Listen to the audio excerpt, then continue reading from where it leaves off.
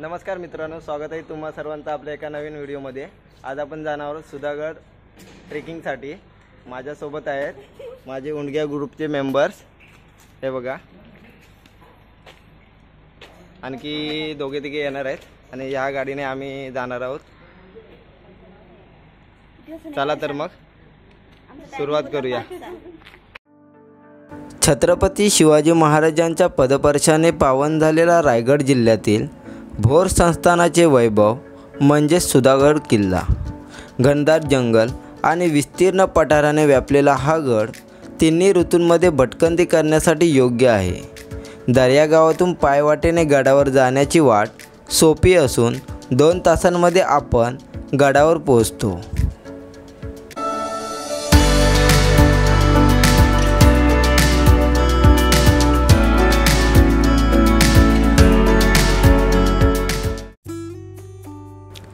अर्धा तास प्रवास केल्यानंतर आम्ही नाश्ता करण्यासाठी थांबलो।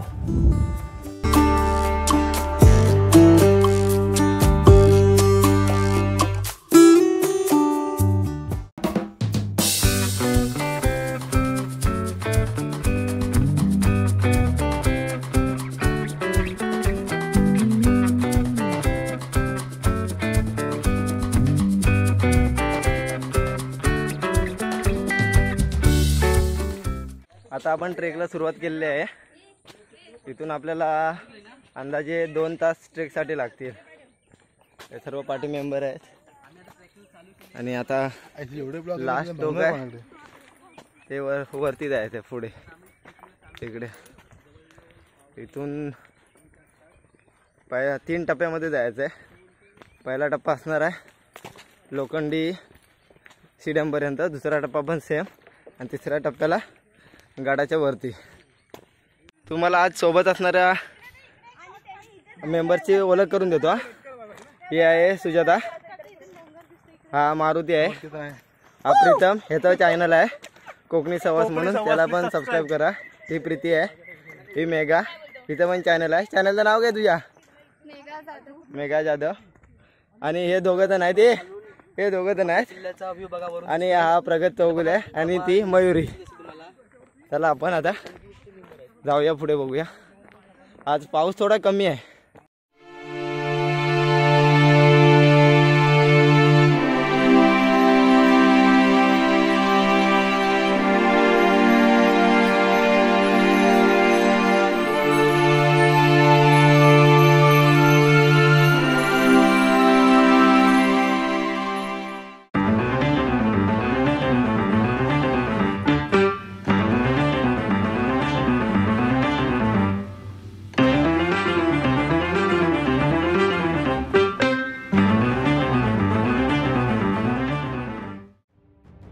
अर्ध्या तासाचा ट्रेक करून वरती आल्यावर आपल्याला या लोखंडी शिड्या पाहायला मिळतात।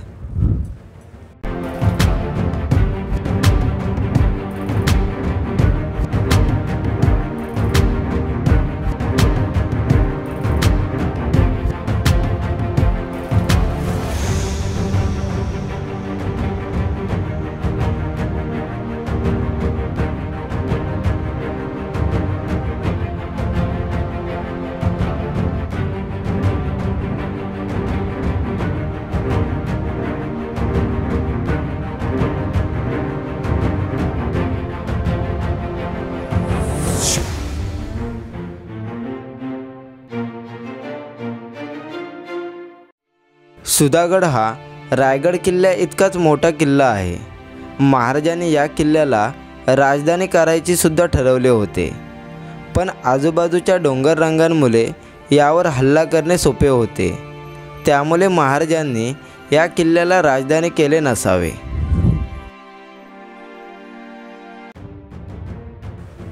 पहिल्या लोखंडी शिड्यांपासून थोडे वरती आल्यावर आपल्याला या दुसऱ्या लोखंडी शिड्या पाहायला मिळतात। या शिड्या चढाईसाठी थोड्या अवघड आहेत, कारण या शिडीची हाईट थोडी जास्त असून खालच्या बाजूला छोटी दरी आहे। तसेच ही शिडी लोखंडी खांबावर असल्यामुळे ती चढताना थोडी हलते।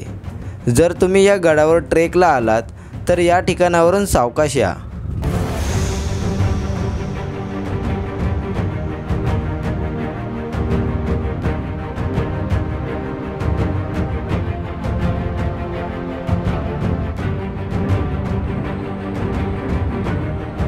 खूप डेंजर आहे, हाईट पण आहे इथून.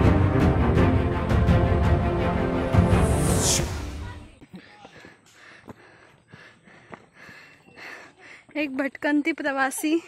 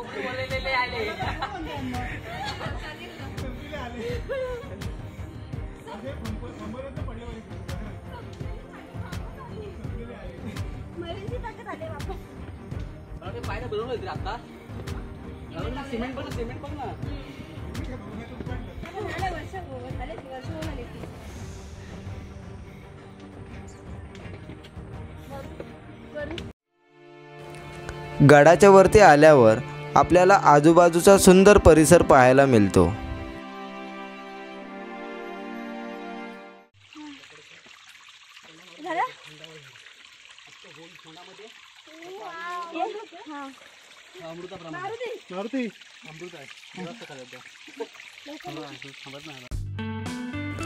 गडाच्या वरती आल्यावर आपल्याला पूर्ण सपाट परिसर पाहायला मिळतो.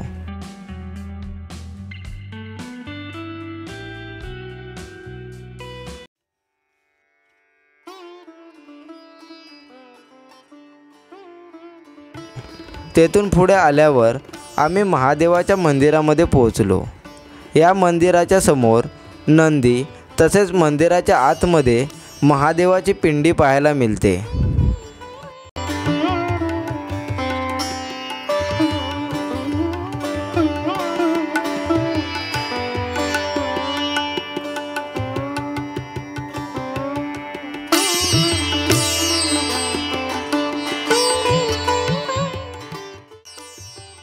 तसेच मंदिराच्या पाठच्या बाजूला आपल्याला हे तलाव पाहायला मिळते.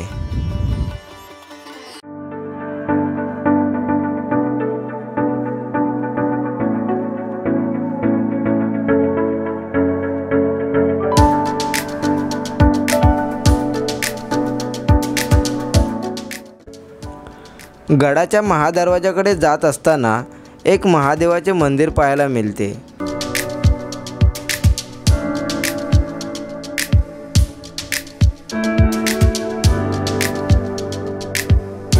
तसेच बजरंगबलीचे सुद्धा मंदिर पाहायला मिळते.